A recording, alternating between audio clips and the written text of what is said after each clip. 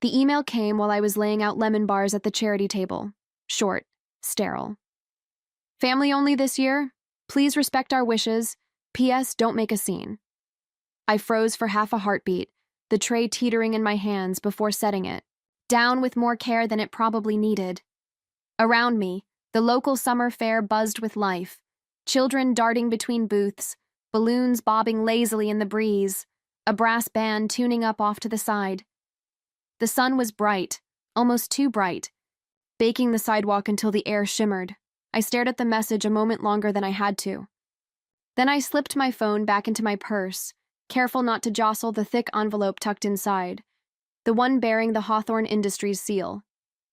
Inside that envelope, printed on heavy stock paper, were words my family hadn't even bothered to ask about. Chief Executive Officer, Claire Reynolds. Some victories, I decided, deserved better witnesses. I turned back to the table, lifting the plastic wrap from the tray. The lemon bars gleamed under the sun, each one dusted with powdered sugar, neat and perfect, just the way Mom used to teach me when I was 10 years old.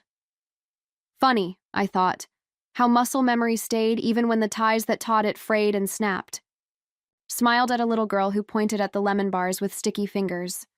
Go ahead, I said, my voice steady. Take one. She giggled and ran off, bar in hand, leaving a faint trail of powdered sugar in her wake. I wiped my hands on a napkin, squared my shoulders, and lifted my chin to face the day. Because if there was one thing I knew, it was that pretending everything was fine was practically a family tradition, and besides, it wasn't just the email that changed everything that day.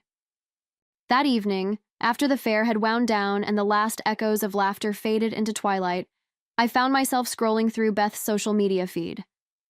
My cousin had always been the first to post. Weddings, birthdays, Sunday brunches. The family reunion wasn't any different. There they were, my brothers, standing tall and polished under the old oak tree in Dad's backyard. My cousins laughing over a massive grill piled high with steaks. Uncle Mike giving a clumsy toast, half-full beer mug sloshing in hand. Everyone was there.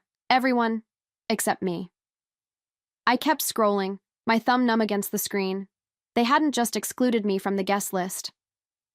They'd filled the gap where I used to stand, right between Daniel and Chris, where I'd stood every 4th of July since I was 12. There was a small blonde-headed boy, maybe 5 years old. Beth's caption said he was her neighbor's kid. A sweet addition to the family photo. I blinked at the screen, the harsh blue light making my eyes sting. They hadn't left the space empty. They hadn't let it linger awkwardly. They'd replaced me, neatly, cleanly, as if nature had intended it.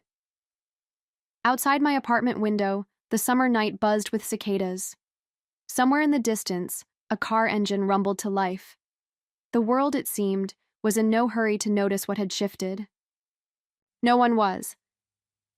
I set my phone face down on the kitchen table, staring at the faint ring left by my coffee mug. Funny how erasure didn't always feel violent. Sometimes it was soft, almost gentle, like a photo edited with careful hands. And somehow, the empty space hurt more than if they'd left it blank. It was close to midnight when my phone buzzed again. Beth, a video call this time. I almost let it go to voicemail. Almost. Instead, I answered, keeping my face carefully neutral in the pale light of my kitchen. Beth's face filled the screen. Flushed. Teary, the telltale signs of one too many margaritas. Claire, she slurred, her voice wobbling. I'm so sorry. I said nothing, just waited, letting the silence stretch between us. Sometimes silence tells you more than questions ever could. They told me not to tell you, she blurted out, wiping her nose with a crumpled napkin. Uncle Mike, your dad, they said you're bad for the image. My stomach twisted, but I kept my face still. Bad for the image, I repeated, letting the words settle on my tongue like something spoiled. Beth nodded miserably. They didn't want questions, you know, about why you're different. Why you don't come to church anymore. Why you don't fit the mold. She hiccuped and tried for a smile that didn't quite land. You know how it is. Investors, appearances. Dad said, Her voice broke. He said you're a reminder of past failures. The words hit harder than I thought they would. Not just forgotten, not just inconvenient. A failure. I gripped the edge of the table until my knuckles whitened, the wood digging into my palms, grounding me when everything else inside felt like it was slipping sideways. Beth, I said evenly, thank you for telling me. She sniffled. They made me promise, Claire. I'm sorry.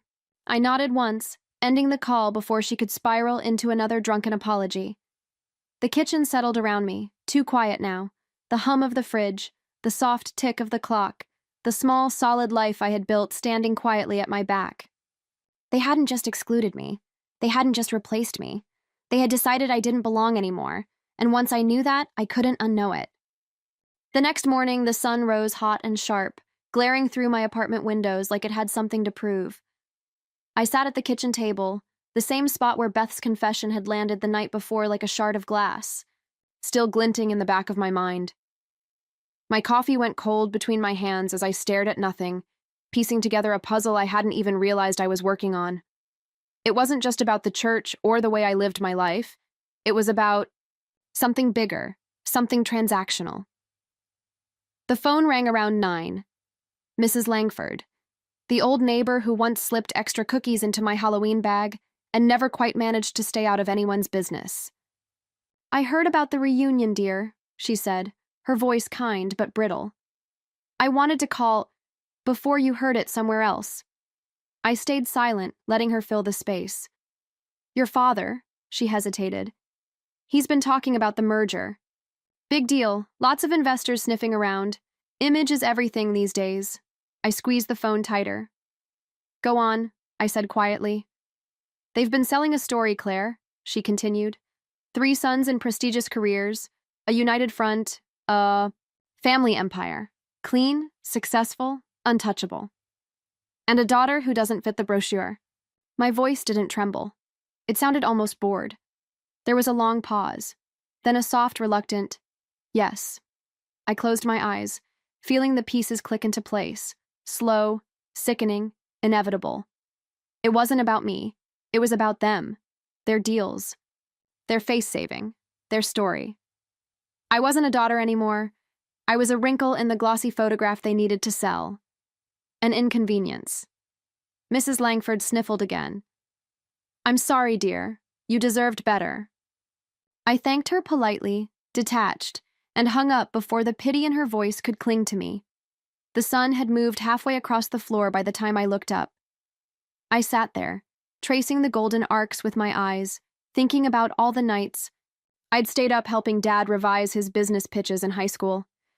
The weekends spent answering phones in his crumbling office. The way I used to beam when he called me his little right hand. None of it mattered now. Not loyalty, not love.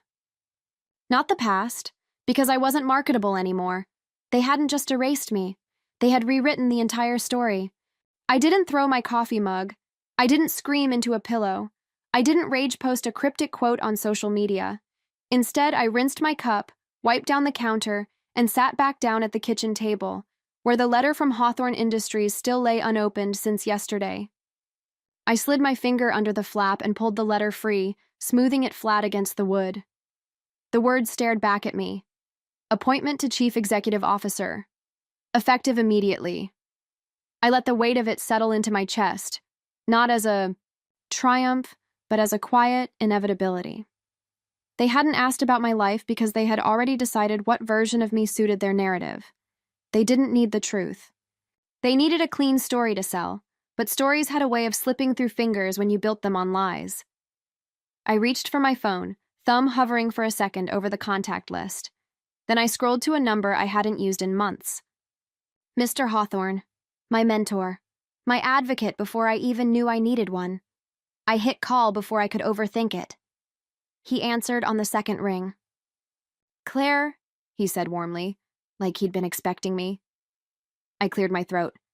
I heard you're sponsoring the summer business gala this weekend. I am, he said, a hint of amusement in his voice. And there's a rather important table reserved for key partners. Why do you ask? I smiled, the first real smile in days. I was wondering if there might be a seat left. There was a pause, then a soft chuckle. For you, Claire, there's always a seat. Actually, he added, I think it's time we made sure everyone sees who you are. We hung up with nothing more said. I set the phone down gently, feeling the tremor in my hand fade away. There would be no confrontation, no outburst, no scene. It would be simpler than that. It was time they remembered who they'd tried to forget. The Reynolds family reunion looked like something out of a lifestyle magazine.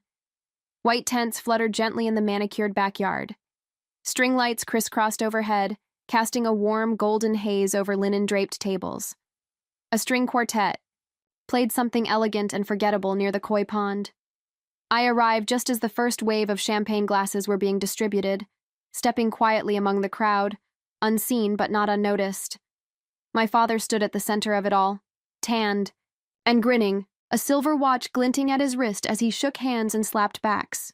He looked years younger under the flattering lights, buoyed by the right kind of company. All three of my brothers orbited close, perfect satellites in tailored suits. My stepmother, Lillian, floated between guests, her laugh tinkling high and artificial as she praised the bright future of the Reynolds family. They had rehearsed this. I could see it in the stiffness of their smiles, the way they clustered for every photo, heads tilted at just the right angles. Every detail, from the monogrammed napkins to the curated guest list, whispered the same desperate message. We are successful. We are untouchable. We are whole. The first speech came after the appetizers. My father tapped his champagne flute with a spoon, the sound sharp in the heavy summer air. The crowd fell silent immediately. He smiled, an old politician's smile, and launched into a speech about family, legacy, pride. Today, he said, lifting his glass higher, we celebrate not just our personal milestones, but the enduring spirit that defines the Reynolds name. A spirit unbroken, unified, with no weak links, a ripple of polite laughter. Cheers. Toasts clinking. I stood near the back, hands folded lightly in front of me, letting the words wash over me like dirty water. I could see it in his eyes. He believed it. Every syllable. He had convinced himself that rewriting history wasn't betrayal. It was just good business. Maybe, in his mind, daughters who didn't fit the brochure simply didn't exist. I sipped my champagne and waited. Not angrily, not bitterly. Calm as a gathering storm. They raised their glasses higher, unaware the ground beneath them was already shifting. The black car rolled up to the edge of the drive just as the second round of speeches began. Heads turned instinctively, sensing importance. Out stepped Mr. Hawthorne, sharp in a dark suit that seemed to absorb the fading light. Conversations dipped to a hush, hands fumbled mid-toast. But it wasn't him they stared at. It was me. I stepped. Down beside him, my heels clicking once against the flagstone. Midnight blue silk caught the last blush of the sunset as I adjusted the strap of my dress, a small, deliberate movement that felt louder than any announcement. Faces blurred together. Neighbors, old friends, distant cousins, expressions flickering, between confusion and dawning recognition. My brothers froze, champagne flutes halfway to their mouths. My stepmother's smile collapsed so quickly it almost looked like a spasm. And my father? He just stared. There was a heartbeat of silence, thick and sticky in the summer heat. Then the quartet faltered mid-measure, bows dragging awkwardly across strings before someone hastily waved them back to life. I didn't rush. I let the moment stretch, breathing in the electric crackle of discomfort blooming across the garden. Mr. Hawthorne offered me his arm with a nod, and together we moved through the gathering, not around the edges, but straight through the center. Guests stepped aside instinctively, some offering tentative smiles, others whispering behind linen napkins. The ones who mattered, the ones who could make or break the merger my family had pinned their futures on, watched closely, expressions sharpening with curiosity. I caught my father's eye as we passed. For one fractured second, I saw something flicker there. Not anger, not even shame. Fear, cold and sharp, cutting through the practiced warmth of his public face. He opened his mouth slightly, maybe to call my name, maybe to pretend nothing had changed, but nothing came out. I tilted my chin up and walked on. The murmurs grew behind me, gathering momentum like a riptide. Somewhere across the lawn, I heard Lillian whisper harshly to one of my brothers. Something about timing, about damage control, but it was too late for that now, and when the whispers started, not even they could stop the tide.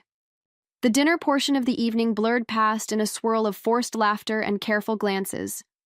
I sat beside Mr. Hawthorne at the main table, my name printed crisply on the place card, positioned squarely between two senior partners from Hawthorne Industries.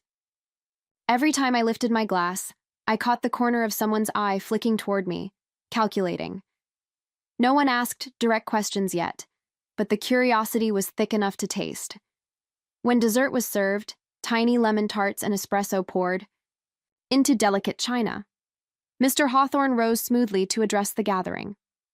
The room hushed without him needing to ask. He spoke with easy authority, thanking the Reynolds family for hosting, praising the spirit of partnership and innovation that had brought everyone together. Then, almost casually, he pivoted. "We are especially proud," he said, lifting his glass, "to celebrate new leadership within our ranks, leadership that embodies resilience, vision, and a relentless commitment to excellence. Claire Reynolds has been appointed CEO of Hawthorne Industries, and we are honored to have her steering us into the future." A gasp, soft but unmistakable, rippled through the crowd. I didn't move, didn't smile, didn't flinch. I simply inclined my head in acknowledgement as the partners on either side of me raised their glasses. Around the garden, other glasses lifted, some hesitant, some eager, all inevitable. My father sat frozen 2 tables away, a smile still plastered to his face, frozen mid-expression like a man caught halfway through a lie. My brothers exchanged quick, nervous glances.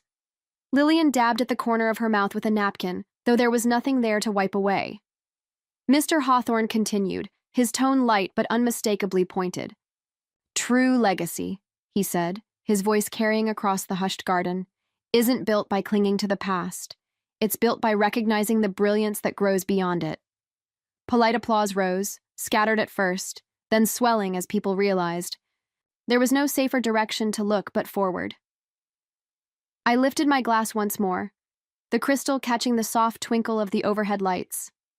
My hand was steady. My heart was steady. Across the lawn, my father's hand slowly lowered his own untouched glass. For the first time that evening, he truly looked at me. Not the version they had erased, but the woman standing now, undeniable. And in that moment, I saw it, the exact second their world cracked open. I didn't stay for the rest of the speeches.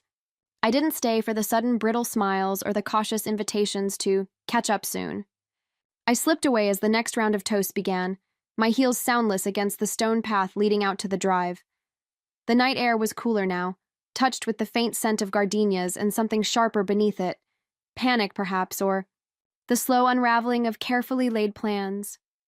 Behind me, the lights of the tent glowed golden and distant, a bubble I had finally, quietly stepped out of. My driver opened the car door with a practiced gesture. I slid inside without looking back. Through the tinted window, I caught a final glimpse of my father standing under the fairy lights, still holding his glass, still frozen mid-pose, as if he hadn't yet figured out which mask to put on, now that the old one had cracked. I didn't hate him. Not anymore. I simply felt nothing at all. The car pulled away, the hum of the engine low and steady. I rested my hand lightly on the envelope in my lap, the one that named me CEO, not because of bloodlines, not because of legacy, but because I had built something real when no one was watching. Some families are built from shared names and photographs. Others are built from the quiet, unshakable knowledge of who you are when no one applauds. I smiled faintly to myself as the city lights unfolded ahead. Forward was brighter than anything I'd left behind.